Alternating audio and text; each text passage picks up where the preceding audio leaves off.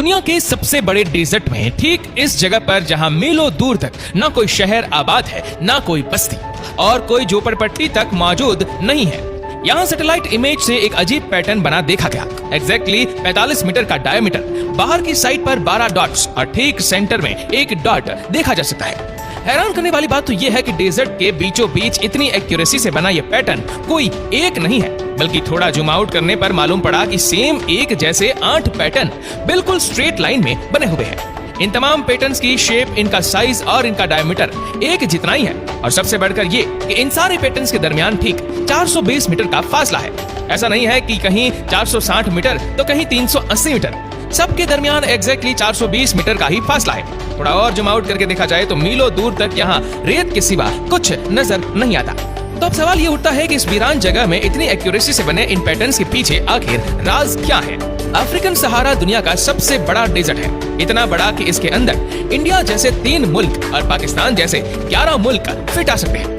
92 lakh square kilometre में फैला हुआ सहारा इतना बड़ा है कि इसकी एक साइड रेड सी को, दूसरा मेडिटेरेनियन सी और तीसरा साइड अटलांटिक ओशन पर लगता है। दिन के वक्त 50 डिग्री सेल्सियस जितनी आग बरसाने वाली गर्मी तो रात को टेम्परेचर फ्रीजिंग पॉइंट से भी नीचे चला जाता है।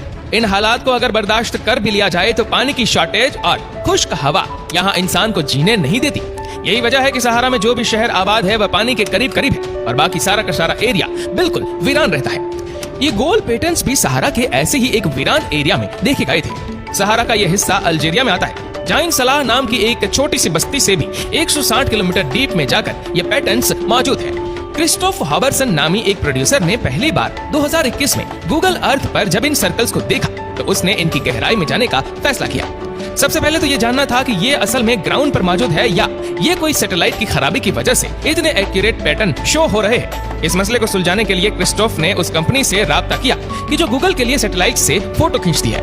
मैक्सटार टेक्नोलॉजी के सीनियर डायरेक्टर ने कंफर्म किया कि ये सैटेलाइट का कोई ग्लिच नहीं, बल्कि ये सर्कल असल में ग्राउंड पर मौजूद है। ये इन्फॉर्मेशन मिलते ही पहला शक तो दूर हो गया। अब इन पैटर्न्स की असली हकीकत मालूम करने के लिए आर्कियोलॉजिस्ट, अल्जीरियन एक्सपर्ट्स, ऑफिशियल्स और कई टूर ऑपरेटर से राब्ता किया गया, लेकिन किसी को भी इन सर्कल्स का आइडिया तक नहीं था। ये अजीब दिखने वाले एक ही लाइन में इतनी सफाई से बने पैटर्न हर कोई पहली बार देख रहा था। कई महीने की रिसर्च करने के बाद क्रिस्टोफ हॉबरसन को शक हुआ कि कहीं ये साइजमैक सर्वे के निशान तो नहीं है। साइजमैक सर्वे जमीन में ऑयल ढूंढने के लिए परफॉर्म की जाने वाली टेक्निक को कहते हैं, जिसमें एक मशीन पर लगे हैमर की मदद से जमीन में वाइब्रेशन पैदा की जाती है। इन वाइब्रेशंस को साइजमैक वेव कहा जाता है, जो जमीन के अंदर मौजूद जियोलॉजिकल स्ट्रक्चर से टकराकर वापस ऊपर की तरफ जाती है, जहां रिसीवर इन वेव्स को रीड करते हैं और फिर एक कॉम्प्लेक्स कंप्यूटर प्रोग्राम की मदद से ये पता लगाया जाता है कि जमीन के अंदर ऑयल है कि नहीं। सहारा में बने ये अजीब पैटर्न क्या साइजमैक सर्वे का सबूत है? ये जानने के लिए यूनिवर्सिटी ऑफ टेक्सास में दुनिया के सबसे बड़े साइजमैक सर्वे एक्सपर्ट से राब्ता किया गया। बॉब हार्डेज ने जब इन पैटर्न की पिक्चर को देखा तो उनका कहना था कि ये पैटर्न किसी सूरत भी साइजमैक सर्वे के नहीं हो सकते, क्योंकि पहली बात सर्वे में मशीन ऐसे पैटर्न ही नहीं बनाती और दूसरा ये कि जो भी कंपनी हजारों लाखों डॉलर खर्च करके किसी साइट पर सर्वे करती है और वहाँ ऑयल नहीं मिल पाता तो वो अपने निशान मिटा देती है ताकि उनकी की गई मेहनत का कोई दूसरी ऑयल कंपनी फायदा ना उठाए। यानी बॉब के मुताबिक ये पैटर्न साइजमैक सर्वे के नहीं है। तो आखिर फिर ये किसने और क्यों बनाए थे? इंटरनेट पर ही रिसर्च करने के दौरान 1885 के एक डॉक्यूमेंट्स में कुछ मजीद इशारे मिले। इस डॉक्यूमेंट में कुएं का जिक्र किया गया है और साथ ही साथ 2 टॉम का जिक्र भी किया गया है जो सर्कुलर शेप की है और इन पैटर्न की तरफ बहुत रेगुलर शेप बनी हुई है। और सबसे बढ़कर ये कि उसकी लोकेशन भी पैटर्न से सिर्फ 10 किलोमीटर ही दूर है। अफ्रीकन सहारा में इन टॉम्स को थंबल्स कहा जाता है, जहां हजारों साल पहले रॉयल किंग्स को दफनाया जाता था। 10,000 साल पहले बनाए जाने वाले टॉम्स को अगर इन पैटर्न से कंपेयर किया जाए तो इनकी शेप और डिजाइन में काफी ज्यादा फर्क देखा जा सकता है। अपने शक को कंफर्म करने के लिए एक टूनिसियन आर्कियोलॉजिस्ट से कांटेक्ट किया गया, जिसने अल्जीरिया के इस हिस्से में काफी रिसर्च की है। उनका कहना था कि इन पैटर्न्स का टॉम्स से तो कोई ताल्लुक नहीं है, पर ऐसा मालूम होता है कि ये जो कुछ भी है इसका ताल्लुक पानी से है। 2500 साल पहले रेगिस्तान में पानी निकालने के लिए एक टेक्निक इस्तेमाल की जाती थी जिसको फुआरा या फिर कनाक कहा जाता है। इस टेक्निक में जमीन के अंदर पहले एक कुआं खोदा जाता है और फिर स्लोप पर कई शाफ्ट हवा गुजरने के लिए खोदी जाती थी। फिर स्लोप के बॉटम से कुएं तक एक और शाफ्ट खोदी जाती थी जिसमें से पानी होता हुआ ठीक यहाँ से आकर निकलता था। इस टेक्निक की मदद से बिना किसी मेहनत के खुद ब खुद पानी जमीन से निकाला जाता था, जो रेगिस्तान में खेती बाड़ी करने और जानवरों के लिए बहुत काम आता था। पहले तो ये समझा गया कि ये पैटर्न्स भी शायद कनात या फिर फुवारा है, लेकिन थोड़ी रिसर्च के बाद ही मालूम पड़ा कि रेगिस्तान में जहाँ कनात पहले से मौजूद है, उनके आखिर में कोई न कोई आबादी होती है। आबादी नहीं तो हरियाली जरूर होती है, लेकिन पैटर्न्स के आखिर में इनसे 160 किलोमीटर दूर तक ना कोई आबादी है और ना ही कोई हरियाली। कई महीनों की रिसर्च के बाद अभी तक इन पैटर्न्स का कोई ठोस सुराग नहीं मिल सका था। इतने में सैटेलाइट इमेजिंग कंपनी मक्सार टेक्नोलॉजीज ने इन सर्कल्स की क्लियर और फ्रेश पिक्चर लेकर भेजी और इस नई पिक्चर में आखिरकार एक इशारा मिल ही गया। पैटर्न्स के आसपास गाड़ियों के टायर मार्क्स नजर आ रहे थे, यानी इसका मतलब ये था कि ये काम जिसने भी किया है वह यहाँ गाड़ियों में आया करते थे, और गाड़ियों का मतलब है कि यह चीज ज्यादा पुरानी भी नहीं है। फिर अब इन पैटर्न की असली हकीकत जानने के लिए वो स्टेप उठाने का फैसला किया गया, जिसको शुरुआत से ही अवॉइड किया जा रहा था। सहारा की कड़कती गर्मी में इन पैटर्न्स के पास किसी को खुद जाना पड़ेगा। अल्जीरिया से ताल्लुक रखने वाले एक वीडियो जर्नलिस्ट ने ये काम अपने सर ले लिया, क्योंकि ये एक इंतहा मुश्किल एडवेंचर था।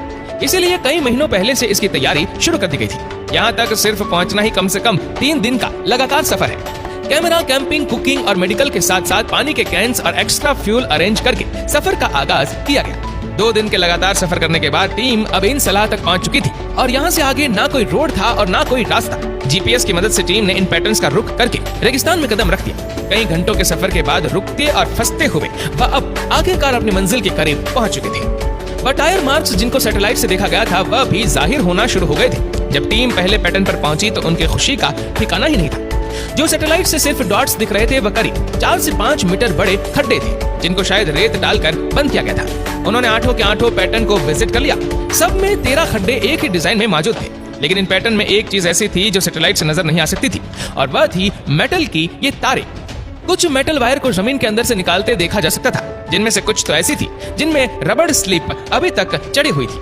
अभी इन वायर का मामला किसी के समझ में आता कि वहां से एक अटैचमेंट स्ट्रिप मिली। ये स्ट्रिप आमतौर पर सामान को बांधने के लिए इस्तेमाल होती है, और उस स्ट्रिप पर एक स्टैंप लगी थी जिस पर कुछ लिखा हुआ था।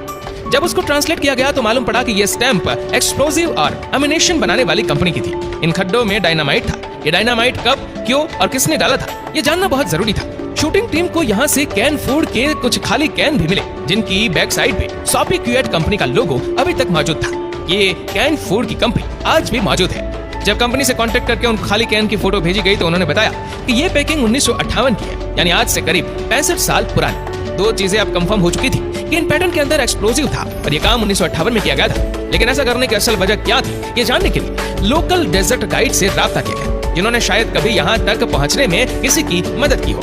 एक डेजर्ट गाइड ने बताया कि उसके वालिद भी एक डेजर्ट गाइड हुआ करते थे। जब उसके वालिद से इंटरव्यू किया गया तो उन्होंने बताया कि 1958 के आसपास जब वह जवान हुआ करते थे, तब एक कंपनी के कुछ लोगों ने यहाँ खुदाई का काम किया था। वह अपनी गाड़ियों में आए थे और कई महीने यहाँ रहने के बाद वापस चले गए।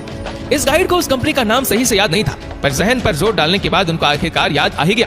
क्रेप्स ये एक फ्रेंच कंपनी थी जिसको 1950 से लेकर 1960 तक सहारा के इस हिस्से में ऑयल ढूंढने का कॉन्ट्रैक्ट दिया गया था। इस आखिरी इंफॉर्मेशन मिलने के बाद सारी हकीकत खुलकर सामने आ गई। ये एक तरह का साइजमेंक सर्वे ही था, लेकिन उस दौर में मशीनरी तो हुआ नहीं करती थी।